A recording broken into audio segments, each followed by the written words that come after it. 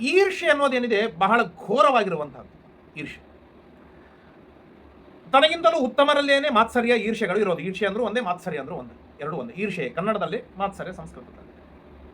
ಸ್ವಲ್ಪ ವ್ಯತ್ಯಾಸವಿದೆ ಈರ್ಷೆ ಮಾತ್ಸರ್ಯಗಳಲ್ಲಿ. ಇರಲಿ, ಈರ್ಷೆ ಮಾತ್ಸರ್ಯಗಳು ಏನಿದೆ ತನಗಿಂತಲೂ ಉತ್ತಮರಾದವರಲ್ಲೇ ಇರುವಂತಹದ್ದು. ಯಾಕೆ ತನಗಿಂತಲೂ ಸಣ್ಣವರ ಮೇಲೆ ಮಾತ್ಸರ್ಯ ಪಡುವುದರಿಂದ ಏನು ಅರ್ಥವಿಲ್ಲ. ತನಗಿಂತಲೂ ಉತ್ತಮರಾದವರಲ್ಲೇನೆ ಈರ್ಷೆ.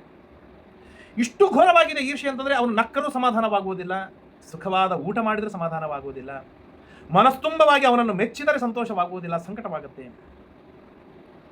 ತನಗೆ ಹೊಗಳಿದಾಗಲೂ ಹೀಗಾಗುವುದಿಲ್ಲ, ಇನ್ನೊಬ್ಬರು ಹೊಗಳಿದಾಗ ಬಹಳ ಸಂಕಟವಾಗುತ್ತೆ.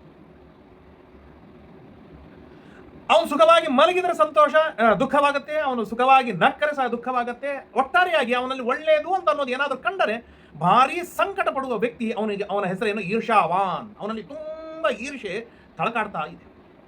ಇಲ್ಲಿ ಏನಾಯ್ತು ಅಂದ್ರೆ, ರಾಜ್ಯ ಕಸಿದುಕೊಂಡೆವು, ರಾಷ್ಟ್ರ ಕಸಿದುಕೊಂಡಿತು, ಮನೆ ಕಸಿದುಕೊಂಡಿತು, ಅವಮಾನ ಮಾಡಿತು, ತುಂಬಾ ಪೀಡೆ ಮಾಡಿತು, ಇಷ್ಟೆಲ್ಲ ಮಾಡಿ ಅವರನ್ನು ವನಕ್ಕೆ ದಬ್ಬಿದಾಗಲೂ ಕೂಡ ಪಾಂಡವರು ಹೇಗೆ ಸುಖವಾಗಿದ್ದಾರೆ ಎನ್ನುವ ಸಂಕಟವೇನಿದೆ ದುರ್ಯೋಧನನಿಗೆ ಮೇಲಿಂದ ತುಂಬಾ ಪೀಡಿಸ್ತಾ ಇತ್ತು.